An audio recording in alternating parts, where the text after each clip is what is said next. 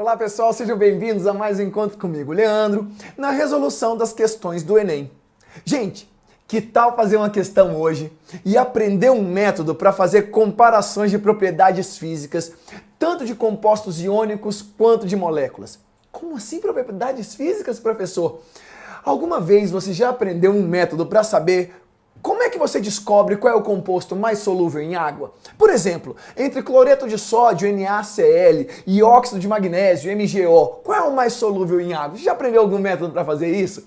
Se eu colocar dois compostos para vocês, dois compostos orgânicos, né? Você sabe dizer rapidamente, em alguns segundos, qual é o mais solúvel em água, qual é o menos solúvel em água, qual é o mais solúvel em solvente orgânico? Você sabe fazer?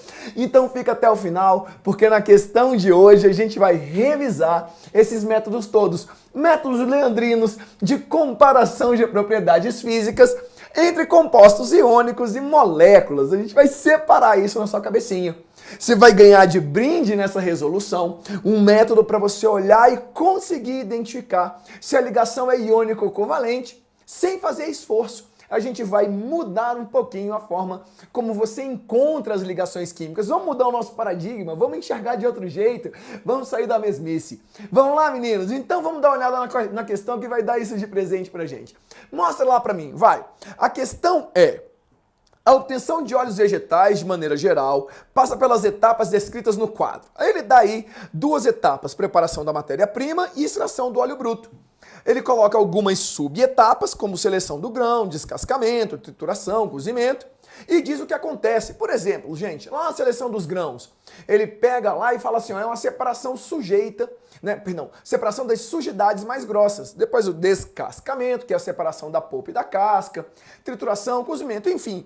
Ele fala de um monte aí da preparação da matéria-prima. E embaixo ele coloca extração do óleo bruto, que vem a prensagem, a extração e a destilação. Na prensagem ele faz a remoção do óleo, né, parcial do óleo. Depois ele diz, né, na extração, que é a obtenção do óleo bruto com hexano. E por fim a destilação, que é a separação do óleo e do solvente. Olha a pergunta dele. Qual das subetapas do processo é realizada em função apenas da polaridade? Vem comigo. Olha a questão, polaridade de moléculas. O que está escondido aí atrás? O que está escondido? Qual é o método, né, que ele está querendo que você saiba? Gente, essas questões de separação de mistura, em geral, ela tem um detalhe escondido. Por um acaso você já olhou essas questões de separação de mistura, em que você não sabe nem errar, né? Você fala assim, gente, eu não tenho nem ideia do que está acontecendo aqui. As questões do Enem, elas têm um segredo nas questões de separação de misturas.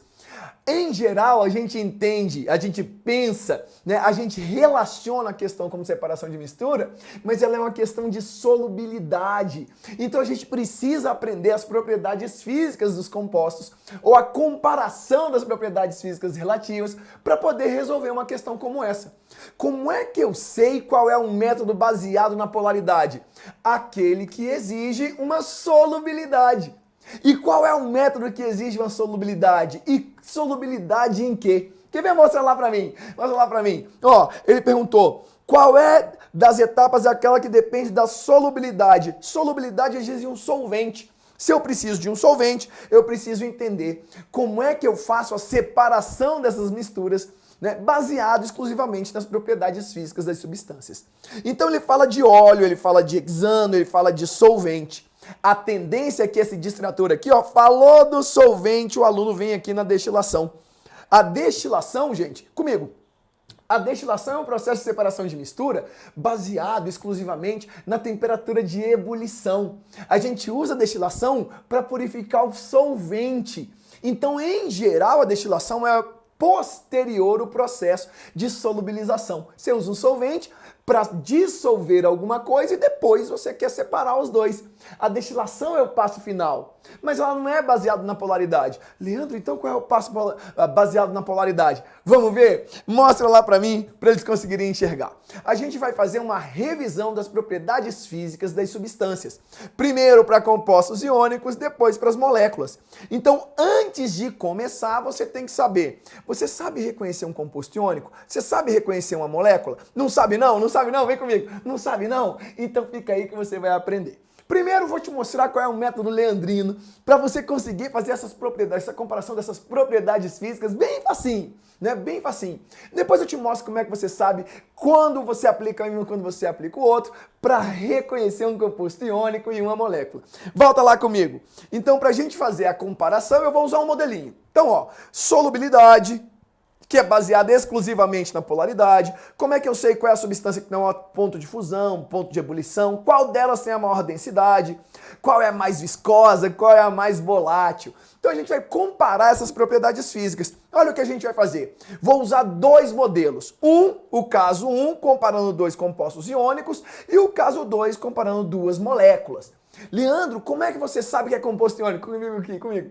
Eu vou te ensinar, fica aí. Você vai ver, você vai bater o olho e dizer assim, é um composto iônico. Você vai ver como é facinho, quer ver? Vamos lá. Então vamos começar assim, ó. Como é que eu sei, no caso 1, qual dessas duas substâncias aqui, por exemplo, é mais solúvel? Vamos usar a água como solvente. Como é que eu sei? Então a primeira coisa a fazer é você classificar o tipo de substância, se ela é um composto iônico ou se ela é uma molécula. Eu já vou avisar você que no caso 1 ele é iônico. No caso 1 ele é o quê? Iônico. Ó, vou deixar para você aqui, ó, o composto iônico é o caso 1. Então você vai ir para a esquerda. Como é que a gente define as propriedades físicas e sabe comparar qual desses dois caras é o mais solúvel? Para a gente entender, a gente usa um conceito conhecido como entalpia de rede. Gente, dá uma olhadinha nessa figura aqui, ó. Todo composto iônico apresenta um cristal. Esse é o cristal iônico. A bolinha maior é o ânion, a bolinha menor é o cátion. Então eles se atraem de maneira em que positivo atrai negativo, é uma força eletrostática. A ligação iônica é caracterizada pelo retículo. Então a gente diz assim, ó, uma ligação iônica é tão mais forte quanto mais intensa for a força que mantém o retículo unido. Então vamos raciocinar. Se a ligação iônica é definida pela intensidade com que o retículo cristalino fica unido, se eu comparar dois retículos cristalinos, eu consigo prever as propriedades físicas. Como? Assim, ó, se o retículo é mais unido, se o retículo é mais firme, é mais fácil é mais difícil de desfazer. Se é mais difícil de desfazer, sob as mesmas condições, ele é menos solúvel em água, ele tem maior temperatura de ebulição. Então, para os compostos iônicos, basta que você tenha um modelinho na sua cabeça para saber qual é o retículo mais intenso. Leandro, ok, como é que eu sei qual é o retículo mais intenso? Mostra lá para mim. Quem define a intensidade com que um retículo cristalino fica unido é o que a gente chama de entalpia de rede. E ela é, grosso modo, assim, ó, ela é uma aproximação de um campo em que a carga positiva atrai a carga negativa dividido pela distância entre os dois íons. Então, só para você entender, vai ter uma carga negativa aqui, ó, vou chamar uma aqui, vai ter uma carga positiva aqui, ó, negativo, positivo. Eles estão se atraindo e eles estão separados por essa distância. Então, para a gente entender qual é o cara que tem a maior intensidade, a gente vai calcular a entalpia de rede. Para isso, eu vou sugerir assim, ó, como é que calcula a entalpia de rede do NaCl? Então, lembrando que o sódio é da família 1A tem carga mais 1, o cloro é da família 7A tem carga menos 1. Então, você usa essas cargas aqui, ó. O sódio é mais 1, o cloro é menos 1, e você multiplica um pelo outro. Esse é o valor que a gente chama dessa carga Z. Então, olha só, aqui ficou mais 1 porque veio do sódio. Então, vamos lá, sódio.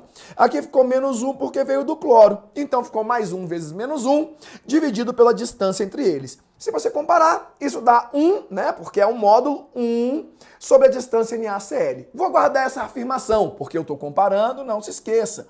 O NaCl com o MgO. Agora eu vou fazer a entalpia de rede para o MgO. Vamos lá, vamos fazer a entalpia de rede para o MgO. Quando eu fiz para o MgO, ficou. O magnésio ele é mais 2, gente, porque é da família 2A. O oxigênio é menos 2. Então a mesma ideia. Substitui aqui, ó, mais 2 e menos 2. Ora, moçadinha, vem cá, vem cá. Quanto é que é mais 2 vezes menos 2? Menos 4. Em módulo deu 4.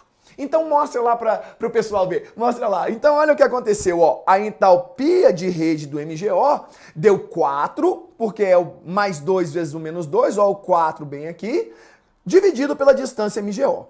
Agora começa a nossa comparação. É agora que entra você, analista. Comigo, ó. Você fez um cálculo da entalpia de rede para lembrar. Quanto mais intensa a entalpia de rede, mais difícil eu desfaço o retículo. Então, consequentemente, né, maior o ponto de fusão, maior o ponto de ebulição, menor a solubilidade. Todo mundo foi? Uhum. Então, se isso aí é uma verdade, eu vou calcular a entalpia de rede. Como? Carga positiva vezes a carga negativa dividido pela distância, ok? Então o que a gente conseguiu? Para o NaCl ficou 1 sobre a distância NaCl. Para o MgO ficou 4 sobre a distância MgO. Você já percebeu que a entalpia de rede do MgO é 4 vezes, né, em relação à do NaCl? Leandro, mas tem a distância. Então mostra para mim em figura, mostra lá para minha figura.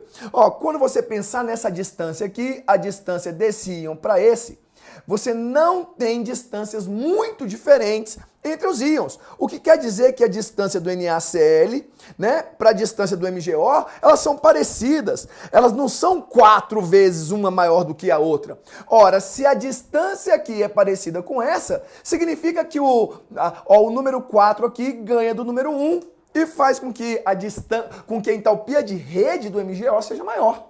Então vou repetir, olhando para mim. Olha só. Quando você calcular a entalpia de rede, olha que modelo simples, hein? Você pega o NOx do cátion, divide pelo NOx do ânion. E você divide pela distância entre eles.